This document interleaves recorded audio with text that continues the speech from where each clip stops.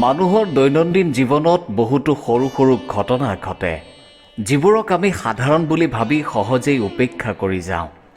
কিন্তু কেতিয়াবা এই সৰু ঘটনাবোৰৰ ভিতৰতে লুকাই থাকে ডাঙৰ ডাঙৰ সত্য আৰু গভীৰ সংকেত। যদি আমি অলপ মন দি ভাবোঁ আৰু বুজিবলৈ চেষ্টা কৰোঁ, তেন্তে দেখা যায় যে জীৱনৰ বহু গুপ্ত কথা আমাৰ চকুৰ সন্মুখতেই উপস্থিত থাকে।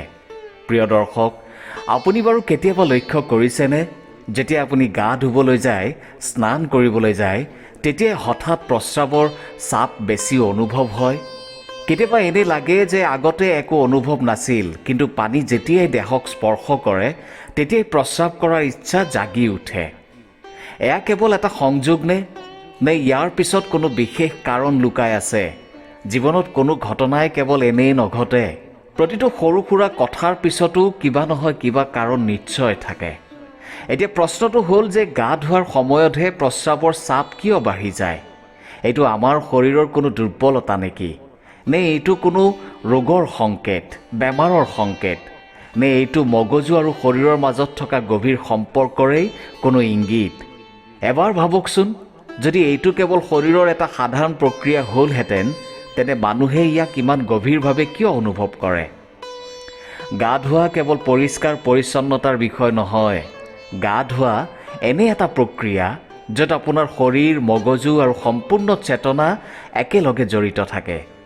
পানী, যাক আটাইতকৈ পবিত্ৰ তত্ত্ব বুলি গণ্য কৰা হয়, সেই পানীয়েই কেৱল আপোনাৰ দেহটো ধুই নেপেলায়, ই আপোনাৰ ভিতৰত জমা হোৱা ক্লান্তি, মানসিক চাপ আৰু ভিতৰুৱা দমনবোৰো ধুই নিয়াত সহায় কৰে।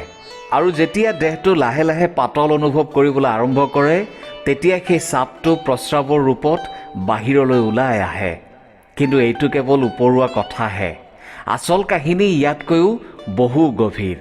কাৰণ শৰীৰৰ প্ৰতিটো অনুভৱেই মনৰো অনুভৱ, আৰু মনৰ প্ৰতিটো অনুভৱে পুনৰ শৰীৰত প্ৰতিফলিত হয়।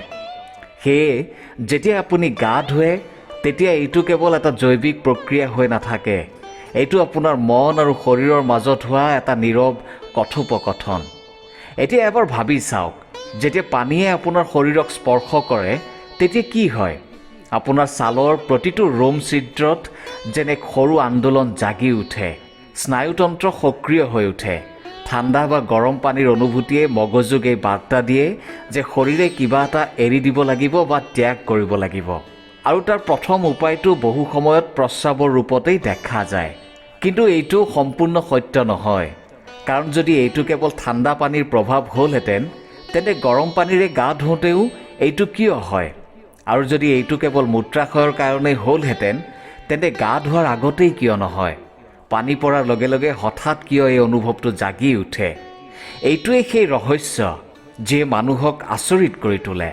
যেতিয়াই আপুনি গা ধুবলৈ আৰম্ভ কৰে, তেতিয়াই শৰীৰ তৎক্ষণাত এটা আৰামৰ অৱস্থালৈ প্ৰৱেশ কৰে। আৰু শৰীৰে যেতিয়া আৰাম অনুভৱ কৰে, তেতিয়া সৰ্বপ্ৰথমে সঞ্চিত চাপবোৰ মুক্ত কৰিবলৈ আৰম্ভ কৰে। কেতিয়াবা সেই চাপ প্ৰস্ৰাৱৰ ৰূপত ওলাই আহে, কেতিয়াবা গভীৰ নিশ্বাসৰ ৰূপত, আৰু কেতিয়াবা ক্লান্তিৰ অনুভৱ হিচাপে। মানুহ তেতিয়ালৈকে চাপত থাকে যেতিয়ালৈকে তেওঁ এৰি দিবলৈ নিশিকে। গা ধোৱা, পানীত ডুবি থকা, এইবোৰ কাম ইমান ভাল লাগে কাৰণ এইবোৰে আপোনাৰ অন্তৰৰ বোজা অলপ হ'লেও হ্ৰাস কৰে। এবাৰ মনত পেলাওকচোন, গৰমৰ দিনত যেতিয়া আপুনি ঠাণ্ডা পানীৰে গা ধুবলৈ বহে, পানীৰ প্ৰথম চিটিকাই আপোনাৰ গোটেই শৰীৰটোত এক হঠাৎ জোকাৰণি অনুভৱ কৰায়। সেই জোকাৰণিত কিছু মুহূৰ্তৰ বাবে শৰীৰে নিজৰ নিয়ন্ত্ৰণ হেৰুৱাই পেলায়। আৰু যেতিয়া নিয়ন্ত্ৰণ অলপ শিথিল হয়, তেতিয়াই কিছুমান ইচ্ছা জাগি উঠে। এতিয়া আপুনি ভাবিবলৈ নিশ্চয় বাধ্য হ'ব যে এইটো কি সকলোৰে লগতেই ঘটেনে? হয়, প্ৰায় সকলো মানুহেই এই অনুভৱটো কেতিয়াবা নহয় কেতিয়াবা কৰিছে। কিন্তু পাৰ্থক্যটো এইখিনিতেই, কিছুমান মানুহে ইয়াক এটা সাধাৰণ ঘটনা বুলি ভাবি পাহৰি যায়, আৰু কিছুমানে ইয়াৰ পিছৰ ৰহস্য জানিবলৈ অনুসন্ধান আৰম্ভ কৰে। আৰু যিয়ে এই অনুসন্ধান আৰম্ভ কৰে, তেওঁ লাহে লাহে জীৱনৰ প্ৰকৃত জ্ঞানৰ দিশলৈ আগবাঢ়ি যায়। কাৰণ ইয়াৰ ভিতৰত এটা অতি সূক্ষ্ম আৰু গভীৰ কথা লুকাই আছে। পানী আৰু প্ৰস্ৰাৱ দুয়োটাই মূলতে একে উপাদানৰে অংশ। যেতিয়া বাহিৰৰ পানীয়ে আপোনাৰ শৰীৰক স্পৰ্শ কৰে, তেতিয়া শৰীৰৰ ভিতৰত থকা পানীৰ উপাদানেও নিজৰ ভিতৰতে প্ৰতিক্ৰিয়া কৰে। এইটো হৈছে প্ৰকৃতিৰ এক সমতা, এক অনুনাদ। শৰীৰ আৰু প্ৰকৃতিৰ মাজৰ সম্পৰ্কটো যেনে এখন আইনাৰ দৰে। বাহিৰত যি ঘটে ভিতৰতো তাৰ প্ৰতিফলন দেখা যায়। যেতিয়া বাহিৰৰ পানীয়ে আপোনাৰ শৰীৰক স্পৰ্শ কৰে, তেতিয়া ভিতৰৰ পানী অৰ্থাৎ প্ৰস্ৰাৱ বাহিৰলৈ আহিবলৈ যেন অধীৰ হৈ উঠে। কিন্তু ইয়াত এটা প্ৰশ্ন উঠেই, এইটো কেৱল পানী আৰু মূত্ৰাশয়ৰ বিষয়ে নেকি? নে ইয়াৰ পিছত আৰু এক গভীৰ কাৰণ লুকাই আছে? এইটো কোনো দুৰ্বলতাৰ সংকেত নেকি? নে কোনো ৰোগৰ আৰম্ভণিৰ লক্ষণ? নে এইটো মন আৰু শৰীৰৰ মাজত চলি থকা এক নীৰৱ কথোপকথন?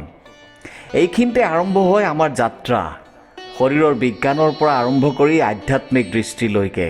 কাৰণ যদি আমি ইয়াক নুবুজাকৈ উপেক্ষা কৰি দিওঁ, তেন্তে হয়তো জীৱনে দিয়া এক ডাঙৰ সংকেত আমি হেৰুৱাই পেলাম।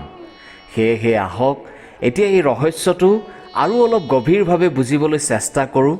প্ৰতিবাৰ আপুনি কিবা এটা এৰি দিয়ে, কিবা এটা মুক্ত কৰে, সেইটো আপোনাক আপোনাৰ ভিতৰৰ বোজাৰ পৰা অলপ স্বাধীনতা দিয়ে।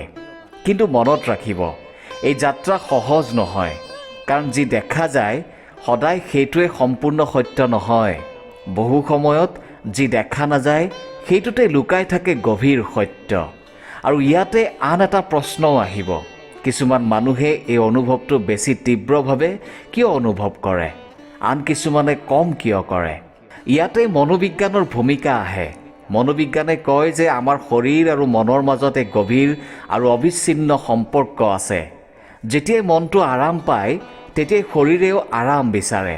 এই প্ৰক্ৰিয়াক কেথাৰচিছ বুলি কোৱা হয়, অৰ্থাৎ ভিতৰত জমা হোৱা অনুভূতি বা চাপবোৰ মুক্তি পোৱা। এবাৰ ভাবকচোন, যেতিয়া আপুনি কান্দে তেতিয়া কেনেকুৱা অনুভৱ হয়?